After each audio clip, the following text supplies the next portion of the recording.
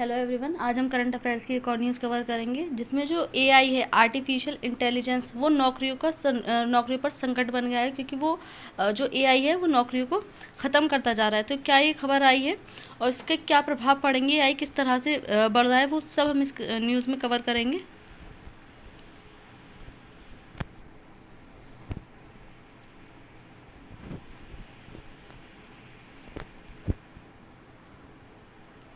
तो देखते हैं खबर क्या है। रिपोर्ट के अनुसार एआई नौकरियां छीन रहा है। केवल जुलाई 2025 में 10,000 से अधिक नौकरियां समाप्त कर चुका है एआई। 2023 से अब तक 27,000 से अधिक नौकरियां एआई खत्म हो चुकी हैं। एआई के कारण युवा और शुरुआती स्तर पर काम करने वाले सबसे ज़्यादा प्रभावित हुए हैं, यानी कि जो फ्रेशर होते हैं उनकी नौकरियां सबसे ज़्यादा जा रही हैं। 15% तक की कमी आई है उपलब्ध नौकरियों में। किस प्रकार से जो डेटा आया है वो पूरा डेटा दिया गया है यहाँ पर कि एआई जो है नौकरियों को ख़त्म कर रहा है। एआई के कारण होने वाले परिवर्तन क्या हैं? जनरेटिव एआई जैसे टूल्स से इंसान की जगह मशीनें ले रही हैं। ऑटोमेशन बढ़ने से डेटा एंट्री, कस्टमर सर्विस नौकरियां कम हो रही हैं। कम अनुभव वाले युवा प्राथमिक लक्ष्य बन रहे हैं, जो कि इस सेक्टर में नहीं आ पा रहे हैं, उनकी जॉब छिन रही हैं। चुनौतियाँ क्या हैं इसकी? नौकरी के अवसरों में भारी गिरावट आई है। कुशलता और टेक्नोलॉजी स्किल्स की मांग बढ़ी है। बेरोजगारी का खतरा खासकर युवा वर्ग में बढ़ा है। मनुष्य के चिंतन मनन की क्षमता खत्म कर रहा है, क्योंकि आज के टाइम में जो मनुष्य है वो सीधे एआई का उपयोग करके किसी भी प्रॉब्लम का सॉल्यूशन ढूंढने की कोशिश करता है, ना कि खुद अपनी बुद्धि का प्रयोग करके। कई बार नकारात्मक सुझाव देने से मनुष्य खतरे में भी पड़ सकता है।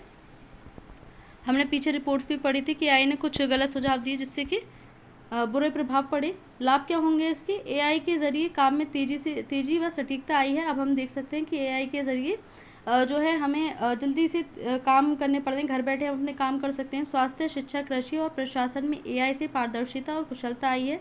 एआई से data science, machine learning, robotics जैसे क्षेत्रों में नई नौकरियां आएंगी। स्टार्टअप्स और इनोवेशन को बढ़ावा मिलेगा। कृषि क्षेत्र में इससे मदद मिलेगी। ऑनलाइन एजुकेशन में इसमें जो ऑनलाइन घर बैठे हम चीज़ें खरीदते हैं, गिग वर्कर्स जैसी नौकरियां इसमें आई हैं। इसके लाभ भी हैं। समाधान और सुझाव क्या हो सकते हैं इसके? एआई और टेक्नोलॉजी में प्रशिक्षण अनिवार्य बनाना चाहिए। नए कौशल और पुनः कौशल पर जोर देना चाहिए। नीतियों में बदलाव कर एआई और मानव श्रमिकों के बीच संतुलन बनाना चाहिए। बच्चों को स्कूल से ही एआई के बारे में पढ़ाना चाहिए ताकि वो आगे जा कर के इसमें कौशल विकसित कर सकें और एआई में बेहतर काम कर सकें।